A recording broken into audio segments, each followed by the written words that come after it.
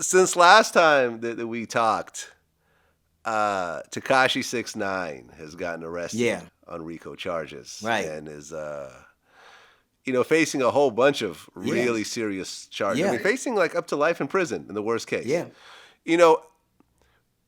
Do you think that this is the poster child for the new generation of trolling rapper? Like this is Well, I think he got to the highest level essentially and dropped to the absolute lowest place you could drop. Aside from getting killed. There is nothing new under the sun. There's nothing new under the sun. So whatever incarnation this takes, it is unfortunate. Be careful what you ask for, because you just might get it. Everybody wants to be a nigga till the police show up. Everybody does. That's great and fun. And now you'll see.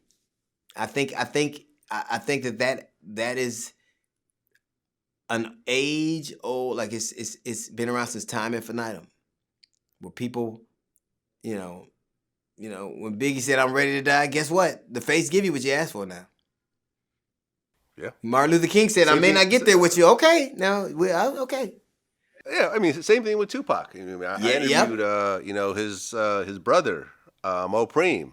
We talked about, whether Tupac's death, could have essentially been a side effect with how much he talked about death through his music, and he agreed.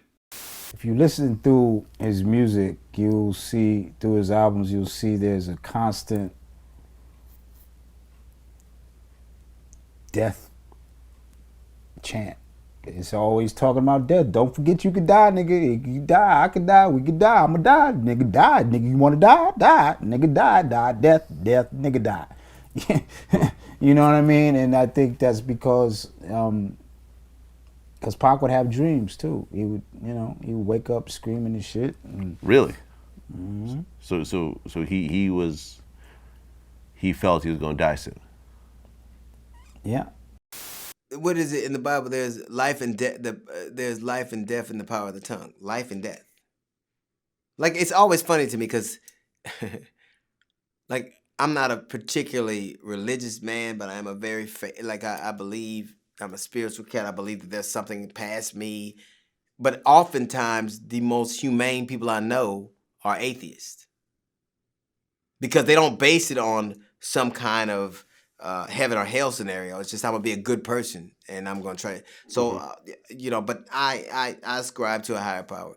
But everybody always go, the wages of sin is death. Motherfucker, the wages of life is death.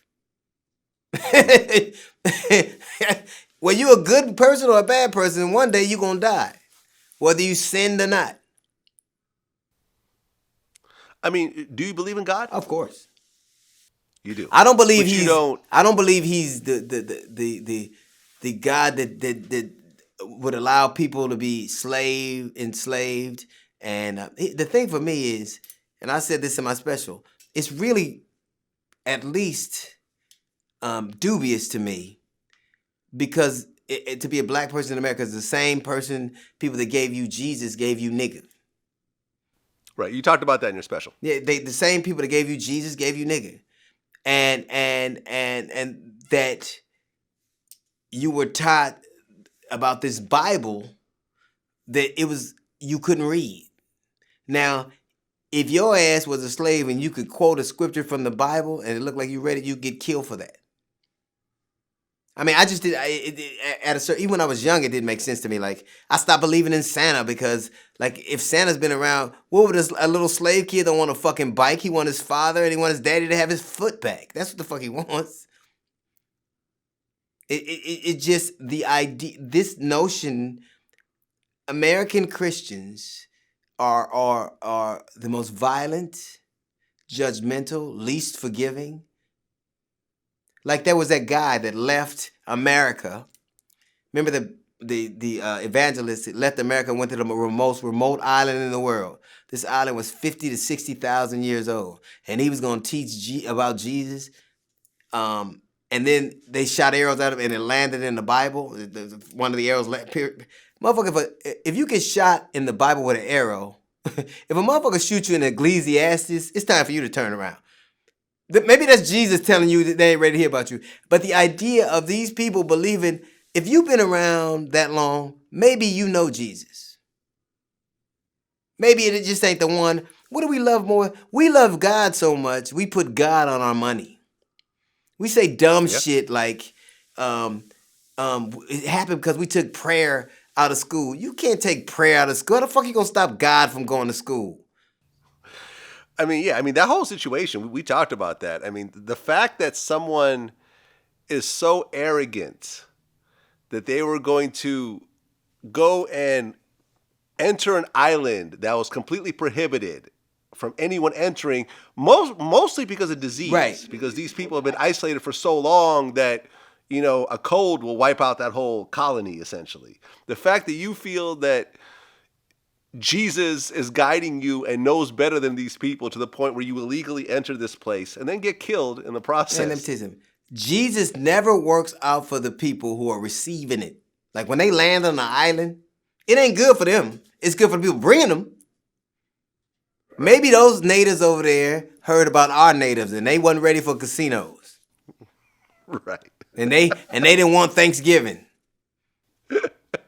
When something like that happens, it thrills me that it happened. That's what you fucking deserve.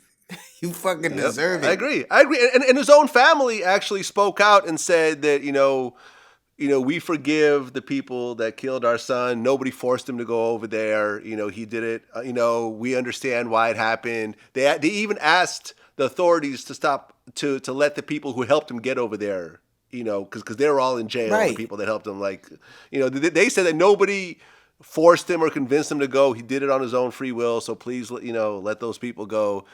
And I mean, they knew their son fucked up. It is what it is. It is what it is. The American Christians, we're like every year, somebody will get mad and say that somebody on the right will get mad and say there's a war on Christmas or some shit like that. Like there's a depiction of Jesus in a manger, but he has bars around him like he's in a cage. And they're like, and Sean Hannity with his shoe booty ass is saying stuff like, oh, it's a war on Christmas. Motherfucker, Jesus was a refugee, right? Jesus told us he resided in a strange land and he told us how to treat people. Let me tell you something. The manger was pretty much the cadence of our time. It's not a war on Christmas in America. It's a war on Christ. It's a war on Jesus.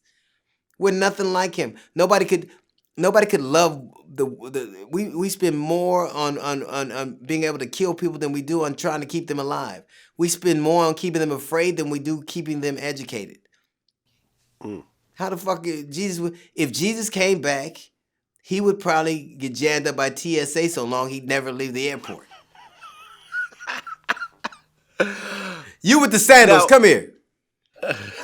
You with the beard. And them 12 niggas come with y'all come with me too. Yeah, the one with the hair like wool. Right, come here.